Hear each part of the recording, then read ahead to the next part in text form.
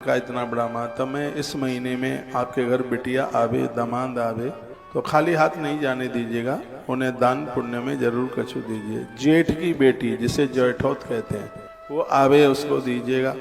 जो प्राणी धूप से व्याकुल जनों को वस्त्र दे देते हैं, छतरी दे देते हैं, छाता, तो उनकी पूर्ण आयु होती है और वह अंत में परलोक को प्राप्त होते हैं, ऐसा भी वर्णन किया गया है। जो ब्राह्मणों को कपूर का दान करते हैं उन्हें मोक्ष की प्राप्ति होती है, उनके दुख का नाश होता है। परिवार में गूंगे बहरी औलाद पैदा नहीं होती, ये कपूर के दान की इतनी बड़ी महिमा है। आप कहोगे कपूर कौन दान में लेगा? हम लेंगे ना।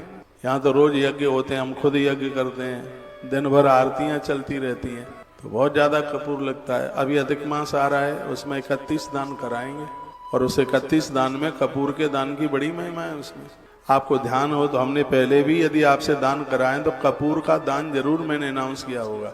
कपूर के दान का इतना बड़ा इस ग्रंथ में उसके महात्म्य का वर्णन किया गया है।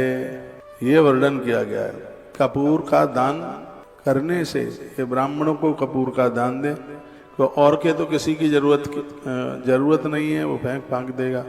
ऐसे मोक्ष प्राप्ति होती है और दुख का नाश होता है। 20 नंबर का श्लोक है ये जो मैं आपको निवेदन कर रहा हूं। अंतस्था परम दिव्यम कपूरम तो दुजाता है दत्ता मोक्ष मवापनोति दुख शांतिर्च विंदति। उनका दुख नष्ट होता है और उन्हें परम शांति की प्राप्ति होती है। जो ब्राह्मणों को कुमकुम का दान करते हैं, मंदिरों में कुमकुम, कुमकुम जानते हैं, रोली चंदन, इसके दान की भारी महिमा है। आगे के लिए ध्यान रखिए, अभी बैसाख में आप कर सकते हैं, अधिक मास में जरूर करना। जो मंदिरों में ब्राह्मण को, पुजारी जी को कुमकुम चंदन का दान करते हैं वह सार्वभौम राजा होते हैं। सभी प्राणी उनकी आज्ञा का पालन करते हैं, उनके दुख का नाश हो जाता है। पुत्र तथा पौत्रों से युक्त होकर सभी भोगों को भोगता हुआ अंत में वह जीव मोक्ष को प्राप्त होता है। ऐसा वर्णन है। जिसकी त्वचा में हड्डी में संताप है, दर्द है, जिसकी हड्डी दुखती है, उसे चंदन का दान तत्काल इस कष्ट को दूर कर देता है। ये आप लिख लीजिएगा। जिसकी हड्डियों में दर्द है, बहुत दिक्कत परेशानी है, चंदन का दान तत्काल उस कष्ट को दूर कर देता है। लिखा है जो कोई चंदन का दान करता है वह तीनों तापों से दूर होकर अंत में मोक्ष को प्राप्त होता है। इसमें कोई संशय वाली बात नहीं है। चंदनम महत पुण्यम सर्वपाप प्रणाशनम आपदाम अपहर्तारम लक्ष्मी तिष्ठत सर्वदा। उसके घर में धन का वास होता है। मेरा फेवरेट दान है चंदन का दान। कभी चकला खरीदो बाजार से, चंदन की लकड़ी खरीदो, आसपास मंदिर है वहां दान में दे दो। कहीं यज्ञ वगैरह होता है वहां चंदन की लकड़ियां दान में दे दो। कोई गर्भिणी नारी है, असली ओरिजिनल चंदन थोड़ा सा टुकड़ा उसको दान में दे दो, क्योंकि चंदन का पानी पीने से गर्भिणी नारी के उदर में संतान विकलांग नहीं होती, टेढ़ी मेढ़ी नहीं होती। चंदन के पानी का इतना बड़ा प्रभाव है। तो इस बैसाख मास में चंदन के दान का, अधिक मास में, कार्तिक मास में चंदन दान की बहुत बड़ी महिमा का वर्णन किया गया है। ये सभी संतापों को, तापों को दूर कर देता है। जो कोई जल में भीगी हुई खसखस और कुसा का दान करते हैं, हे राजन, वह प्राणी भोगों को प्राप्त होते हैं, उनके संपूर्ण पाप ताप संताप समाप्त हो जाते हैं। जो बैसाख के महीने में गोरोचन और कस्तूरी का दान करते हैं वह तीनों दुखों से छूट करके परम मोक्ष को प्राप्त होते हैं।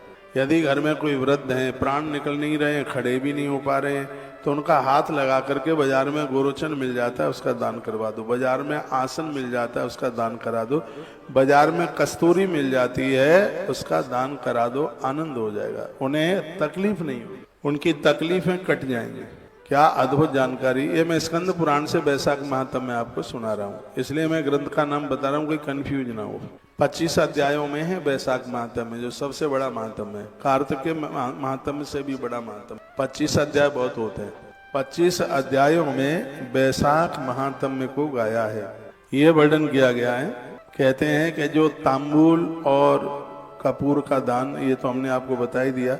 पान के पत्तों के दान की भी बड़ी महिमा है। जो मनुष्य जूही के फूलों का दान करते हैं वो राजा जैसा वैभव प्राप्त करते हैं। जो बैसाख के महीने में मल्लिका और केतकी के फूलों का दान करते हैं वह माधव भगवान की आज्ञा से अंत में मोक्ष को प्राप्त होते हैं। जो मनुष्य ब्राह्मणों को सुपारी और अन्य सुगंधित द्रव्यों का दान करते हैं वह धनवान बनकर धरती पर पैदा होते हैं। जो वेद पाठी ब्राह्मण को भोजन कराते हैं, जो वेद पढ़ता है उसको भोजन कराते हैं, कहते हैं कि अंत में उसके पुरखे निश्चित रूप से भगवान विष्णु के धाम को जाते हैं।